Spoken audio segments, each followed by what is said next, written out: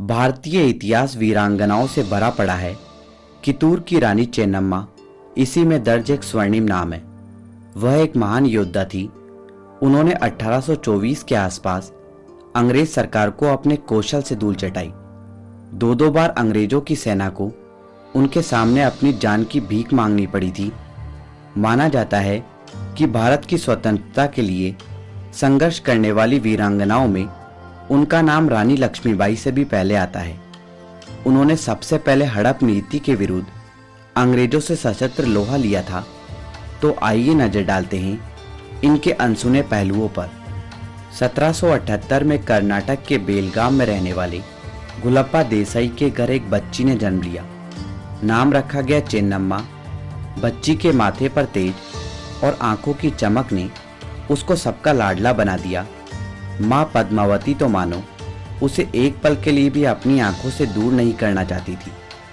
वक्त के साथ वह बड़ी हुई तो घुड़सवारी और तलवारबाजी उनके पसंदीदा शौक बन गई। निरंतर अभ्यास से वह जल्दी युद्ध कलाओं में निपुण हो गई, जिन्होंने उन्हें बाकी लड़कियों से अलग बनाया। फिर वह उस उम्र में आई जिस उम्र में उस समय लड़कियों की शादी कर दी जाती थी। पिता ने भी देरी नहीं की और वह कितूर के राजा मल्लसर्ज की पत्नी के रूप में अपना घर छोड़कर कितूर के राजमहल में पहुंच गई।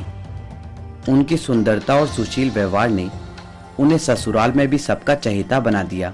कभी कभी गांव जाना होता था तो लोग उन्हें देखकर कहते थे कि हमारी चेन्नम्मा बहुत भाग्यवान है जो वह इतने बड़े घराने की बहू बनी। यह सही भी था। कितूर भले ही उन दिनों मैसूर का एक छोटा सा स्वतंत्र राज्य था, परंतु वह बहुत संपन्न था। वहाँ दूर दूर से व्यापारी आया करते थे क्योंकि वहाँ हीरे जवाहरात का बड़ा बाजार लगता था। चेन्नम्मा का जीवन खुशहाल था। इस दौरान उन्होंने एक पुत्र को जन्म भी दिया, पर उसे किसी की नज़र लग गई और जल्दी उसकी मृत्यु हो गई। चेन्नम्मा इससे बेहाल हो गई और दुखी रहने लगी। ऐसे में पति मल्लसर्ज उनका सहारा बने और वह धीरे धीरे पुत्र के गम से बाहर निकलने लगी। वह संभली ही थी कि अचानक एक दिन मल्लसर्ज भी चल बसे। चेन्नम्मा के लिए यह दूसरा बड़ा झटका था। उनकी जीने की अभिलाषा खत्म होने लगी थी। खालीपन उन्हें खलने लगा था।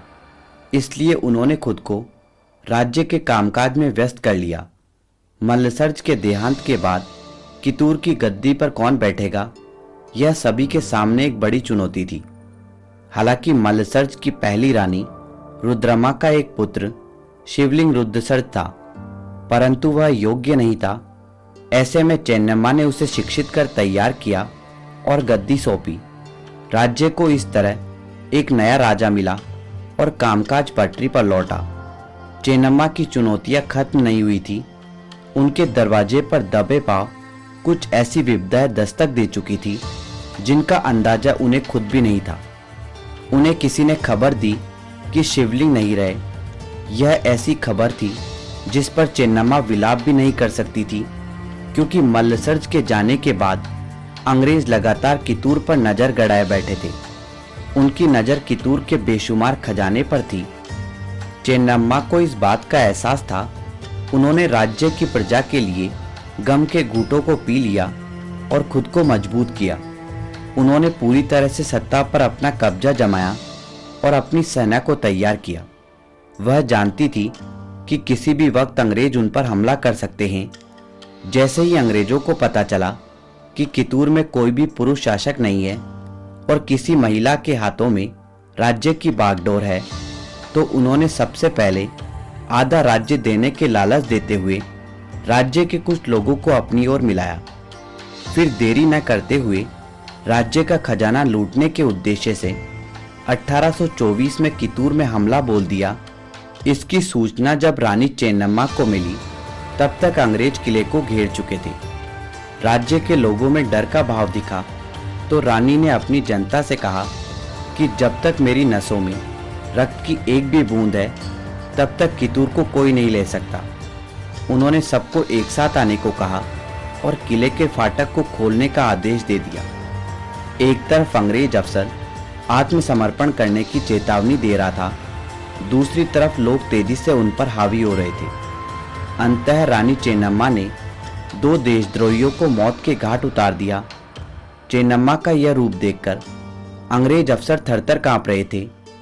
अंग्रेज अफसर अपनी जान बचाकर वहां से भाग निकला तो उसके सिपाहियों ने रानी के सामने जान की भीख में घुटने टेक दिए। रानी ने बड़ा दिल दिखाया और उन्हें जाने दिया। इस हार को अंग्रेज पचा नहीं पा रहे थे। वह किसी भी कीमत पर कितूर को पाना चाहते थे। इसी कड़ी में उन्होंने कुछ महीनों बाद फिर से कितूर का किला घेर लिया, परंतु इस बार भी उन्हें अपने मुंह की खानी पड़ी। कितूर के देशभक्तों ने इस बार उनका बहुत नुकसान किया। ढेर सारे अंग्रेज इस लड़ाई में मारे गए। अंत में जब अंग्रेजों को लगा कि उनके पास लोग कम बचे हैं और वह नहीं जीत पाएंगे, तो एक बार फिर से वह पीठ दिखाते हुए अपनी जान बचाकर भाग निकले। 2 दिन बाद अंग्रेज फिर से एक बड़ी सेना के साथ आदम के। चेन्नम्मा के नेतृत्व में उन्होंने विदेशियों का सामना किया, पर इस बार कमजोर पड़ गए। असल में इस बार अंग्रेज संख्या में बहुत ज्यादा थे और उन्होंने धोखे से छिपकर हमला किया था। इस लड़ाई में कितूर के ढेर सारे लोग मारे गए। रानी चेन्नम्मा अकेली पड़ गई थी, लेकिन वह हार मानने को तैयार नहीं थी। उनकी तलवार तेजी से दुश्मनों के सिर को काट रही थी। अंग्रेजों को समझ नहीं आ रहा था कि वह क्या करे। ऐसे में उन्होंने कितूर के कुछ लोगों को ढाल बनाकर धोखे से रानी को पकड़ लिया। उन्हें बंदी बनाकर जेल में डाल दिया गया, जहां 21 फरवरी 1829 को वह वीरगति को प्राप्त हुई। उनके साथ पकड़े गए सहयोगियों को भी बाद में फांसी दे दी गई।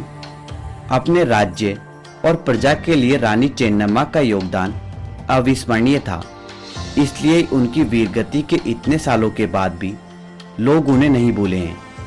उनकी महानता आज भी कितूर में दिखाई देती है। उनकी याद में 22 से 24 अक्टूबर को हर साल वहां के लोग कितूर उत्सव मनाकर उन्हें नमन करते हैं। पुणे बेंगलुरु राष्ट्रीय राजमार्ग पर बेलगाम के पास कितूर का राजमहल तथा अन्य इमारतें उनके गौरवशाली इतिहास को बयां करने के लिए आज भी मौजूद है। उनके सम्मान में उनकी एक प्रतिमा संसद भवन परिसर में भी लगाई गई है। ब्रिटिश ईस्ट इंडिया कंपनी के खिलाफ जिस तरह से अपनी सेना के साथ रानी चेन्नम्मा ने अपनी वीरता का परिचय दिया, वह उनके लिए भारतीय स्वतंत्रता अभियान की पहचान बन गया था। ऐसी जाबाज वीरांगना को कोटि कोटि नमन। तो दोस्तों, यह था रानी चेन्नम्मा का शानदार इतिहास। दोस्तों, आपको ये वीडियो कैसा लगा कमेंट बॉक्स में कमेंट करके हमें जरूर बताएं। धन्यवाद दोस्तों, इसी तरह के इंटरेस्टिंग और इन्फॉर्मेटिव वीडियो देखने के लिए हमारे YouTube channel the historic Bharat को अभी सब्सक्राइब करें और बेल आइकन का बटन दबा दें, जिससे आपको हमारे लेटेस्ट वीडियो के नोटिफिकेशन सबसे पहले मिल सके। धन्यवाद दोस्तों।